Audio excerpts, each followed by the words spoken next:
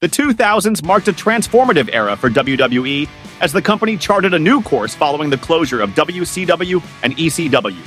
During this time, WWE boasted a stacked roster, providing all the resources necessary to enhance their programming in the wake of the Attitude Era's success. While many fans hold fond memories of the 2000s, and for good reason, the decade also featured its share of infamous storylines that remain notorious to this day. 2000, Kane versus Chris Jericho. By late 2000, Chris Jericho and Kane were two of WWE's most popular stars, so a feud between them should have been compelling, but it fell flat. The storyline was weak, and it was clear WWE struggled to create a meaningful rivalry for the pair. To make matters worse, their matches at pay-per-views were highly disappointing. Both men were more than capable of delivering great performances, but their lack of chemistry was evident. Kane secured a victory over Jericho at Survivor Series 2000. But Jericho got the last word by winning their blow-off match in a last-man-standing bout at Armageddon 2000. 2001, DDP versus The Undertaker. After weeks of suspense surrounding a mysterious stalker harassing The Undertaker's wife, Sarah, it was revealed that Diamond Dallas Page was behind it.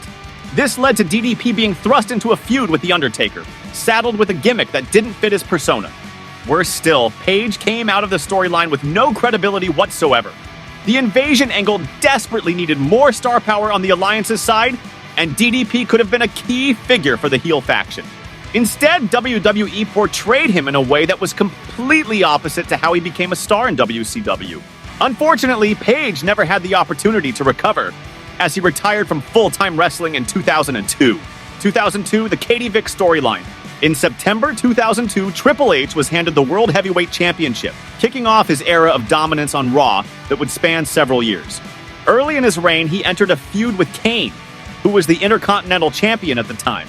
However, their rivalry took a bizarre and cringeworthy turn when Triple H accused Kane of being a murderer and introduced a woman named Katie Vick into the storyline. Katie Vick was revealed to be a woman who had died in a car accident, but the angle became even more absurd when Triple H accused Kane of committing necrophilia after the crash. The most infamous moment came when Triple H, wearing a Kane mask, filmed a mock scene where he performed despicable acts on a mannequin in a coffin. Unsurprisingly, this tasteless storyline has aged terribly, adding nothing of value to their feud or generating sympathy for Kane as the babyface. 2003, Al Wilson and Dawn Marie. Following the end of the Attitude Era, WWE continued to involve some of its women in outrageous storylines, with the feud between Dawn Marie and Tori Wilson being a prime example.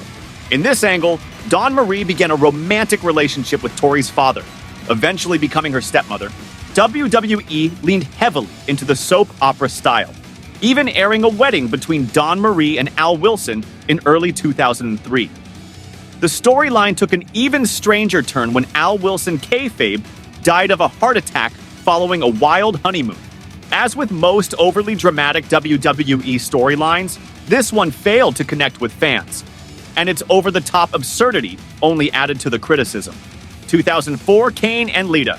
Despite the backlash from the Katie Vick fiasco, WWE continued to push disturbing storylines involving Kane, this time with one of their top female stars, Lita. Over several months, Kane stalked and kidnapped Lita in a series of deeply uncomfortable segments. But the storyline only got worse from there. Lita later announced she was pregnant, and it was revealed that Kane was the father. The angle took an even darker turn when WWE introduced a miscarriage storyline after Kane accidentally fell on Lita due to a chair shot from Snitsky. To make matters even more baffling, Kane the stalker, kidnapper, and implied rapist was inexplicably turned into a babyface by the end of the angle, leaving fans frustrated by the senseless and tasteless narrative. 2005, Kurt Angle stalks Sharmell. While Kurt Angle was known for balancing his serious Olympic persona with comedy and silliness, his abrupt shift into a sexual deviant during his storyline with Booker T and Sharmell was a complete misstep from the outset. During their feud, Angle delivered unsettling promos where he expressed inappropriate and bizarre desires for Booker T's wife, Sharmell. Unsurprisingly, Kurt Angle later admitted that this storyline was one of the biggest regrets of his career, a sentiment that likely shocks no one. 2006, Imposter Kane. In 2006, Kane's character took another strange turn as he began obsessing over and hallucinating about the date May 19th. This led to the introduction of an imposter Kane, who donned Kane's iconic late 90s attire. Although the storyline had some potential, it failed to capture the audience's interest, and the payoff left much to be desired. After losing to the imposter Kane at Vengeance, the real Kane later unmasked his doppelganger and threw him out of the arena without fans even getting to see who was behind the mask, leaving the story feeling unresolved and unsatisfying. 2007, Vince McMahon's illegitimate son. After the kayfabe death of Mr. McMahon was scrapped, WWE pivoted to a new major storyline involving Vince discovering he had an illegitimate child on the WWE roster. Initially, the plan was for Mr. Kennedy to be revealed as Vince's son, setting up a high-profile match with Triple H at WrestleMania 24. However, Kennedy's suspension derailed those plans, and the storyline took a drastically different turn. What was meant to elevate Mr. Kennedy into the main event scene instead became a comedy angle when WWE revealed Hornswoggle as Vince's son. With no other breakout star in mind, the storyline quickly lost all seriousness, devolving into pure absurdity. 2008, Kane versus Rey Mysterio. Throughout his WWE career, Kane's character evolved numerous times, offering opportunities for deep storytelling in his rivalries. This was the case in his 2008 feud with Rey Mysterio, where Kane's resentment stemmed from Rey continuing to wear a mask, even though Kane had long since stopped wearing his. However, the storyline quickly became muddled with several odd moments that weakened the program. For weeks, Kane carried around a burlap sack, leading fans to speculate that it contained his old mask. Instead, it was revealed to hold Rey Mysterio's mask, with Kane having viciously attacked Rey, though the attack itself was never shown on screen, making it harder for fans to engage with the storyline. The rivalry culminated at Cyber Sunday 2008, where they faced off in a no-holds-barred match, with Rey emerging victorious. 2009 Mickie James was one of WWE's top female stars in the 2000s, but towards the end of her first WWE run, she found herself caught in one of the worst storylines of her career. LayCool, consisting of Michelle McCool and Layla, relentlessly mocked Mickie for her weight.